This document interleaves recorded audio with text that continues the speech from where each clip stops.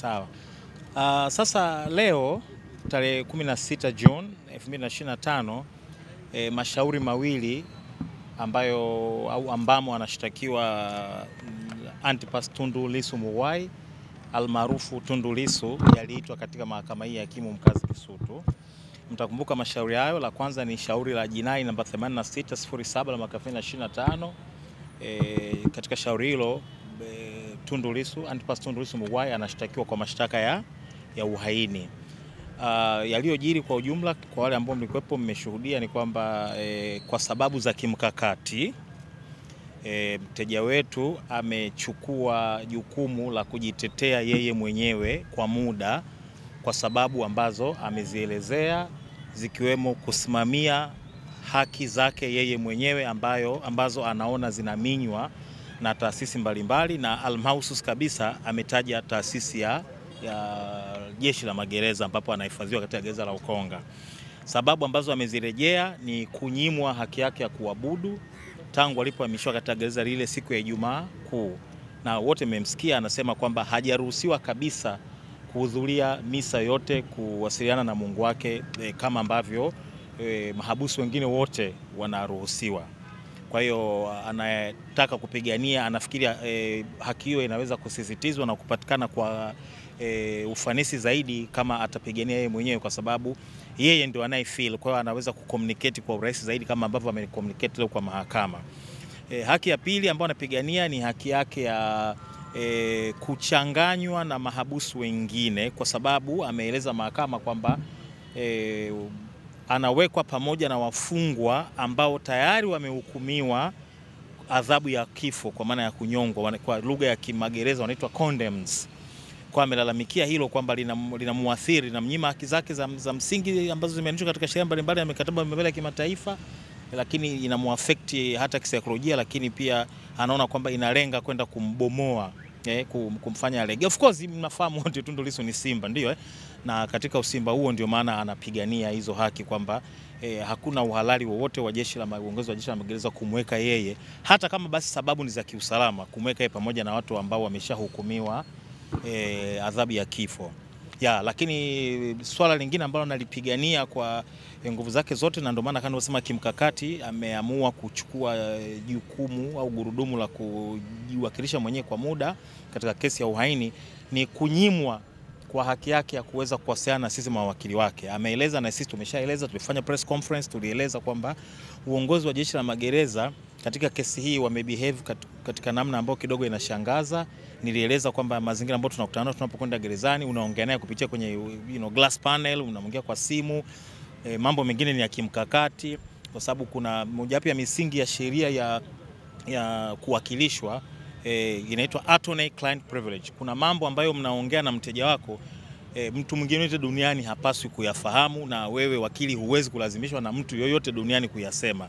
Sasa hayo tena yakianza kutamkwa mbele ya maaskari magereza, ina derogate, inaua kabisa ile dhana. Kwa hiyo kwa kuwa sisi tumepambana mpaka hapa tulikofika, basi yeye amesema sasa hebu na yeye mwenyewe ashikilie gurudumu hilo yeye mwenyewe, ili aweze kufikisha ujumbe kwa karibu zaidi, kwa sababu yeye ndo ana feel, na amesisitiza kwamba maandalizi yake yanakuwa finyu na hafifu na yanaathirika kutokana na namna ambavyo uongozi wa magereza umekuwa unanyima kwa ufasaha na ukamilifu haki yake ya kuweza kuwakilishwa na mawakili wake. Kwa hayo ni mambo kwa ujumla ambayo anayasimamia. Ameyatolea hoja leo, na kesi imepangwa tena hiyo ya uhaini itaitwa tena tarehe 2 mwezi wa 7, na tunaamini kwamba kuna mambo yatakuwa yamefanyika mpaka tarehe hiyo, na kwa sisi tutakuja, mawakili tutakuja, lakini tutakuwa kama observers kwa ajili ya kumpa ushauri wa kisheria na nini, lakini hatutaingia katika quorum unless atupe maelekezo tofauti. Kama nilivyosema, hii ni sehemu ya mikakati.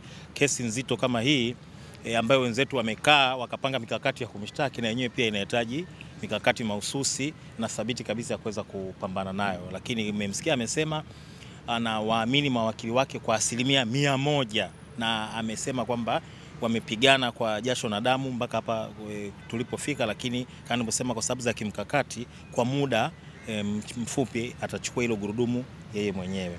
Kwa hayo ni kuhusiana na kesi ya uhaini. baadaye tukaingia katika kesi namba 8606 mwaka 2025 ambapo kama nilivyosema mteja wetu Antipas Tundu Lissu Mughwai almaarufu Tundu Lissu anashtakiwa kwa mashtaka ya sheria inaitwa sheria ya makosa ya mtandao, kuchapisha habari za uongo na nini, na leo ameitwa shahidi mmoja. Wao wanasema ni afisa wa polisi. Wakati wa kuuliza maswali tutaonyesha vinginevyo, lakini kwa sababu hatujafika kwenye hatua hiyo, tuishie tukisema kwamba kwa utambulisho wake anasema ni afisa wa polisi, anaitwa Inspector John. Anadai, tutaonyesha tofauti, lakini bado hatujafika kwenye hiyo daraja. Anadai yeye ni afisa katika ofisi ya mkuu wa upelelezi hapa nchini, na almahususi kwamba kwenye kitengo cha online patrol. Kuna wale maafisa wa polisi ambao huwa wanapita kwenye mitandao kuangalia nani amefanya makosa.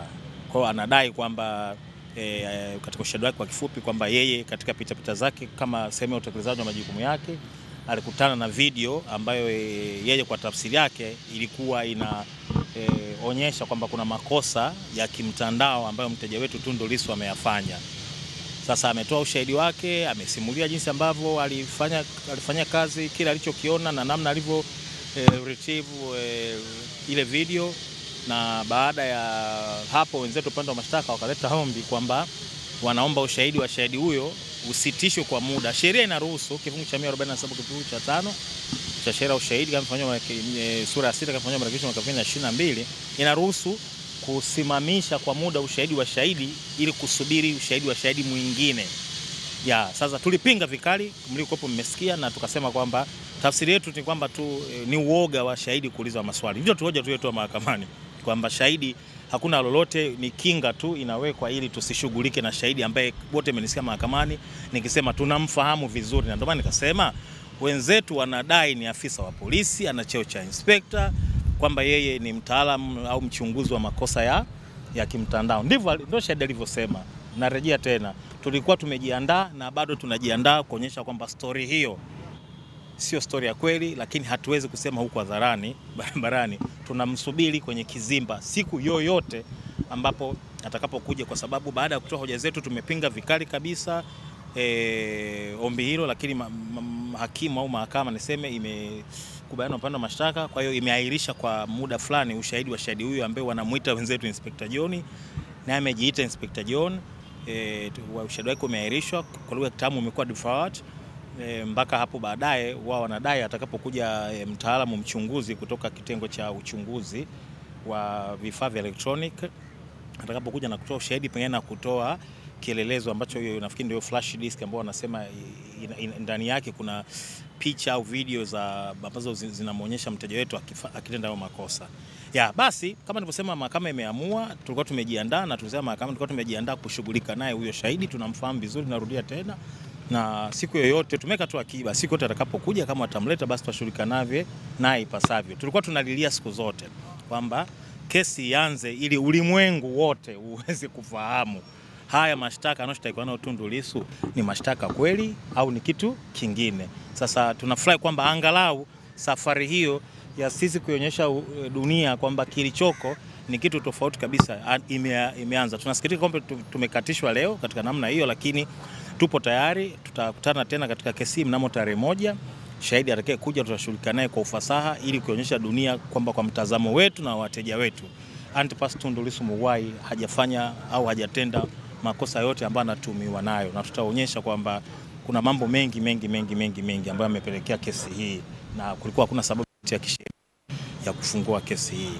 Kwa hiyo tutakutana tena Mungu akipenda mnamo tarehe 1 mwezi wa 7. Muendelee kuhudhuria kwa sababu tunaamini kwamba tutauonyesha umma kama nilivyosema kwamba hakuna chochote kile ambacho Tundu Lissu amefanya ambacho kinastahili kuitwa mashtaka au kuitwa kesi.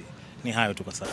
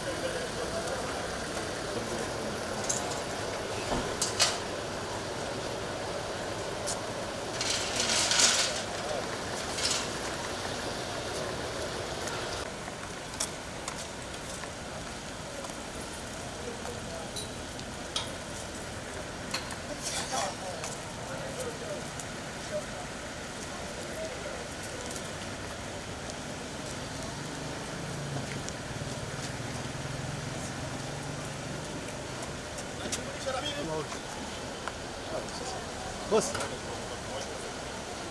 Bosi hapo kidogo.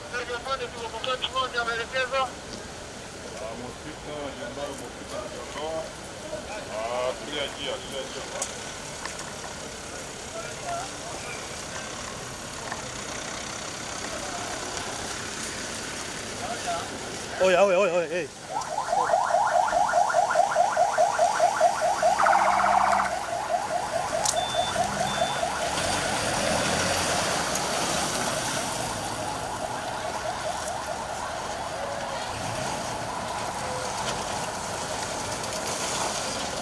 hey. Hey.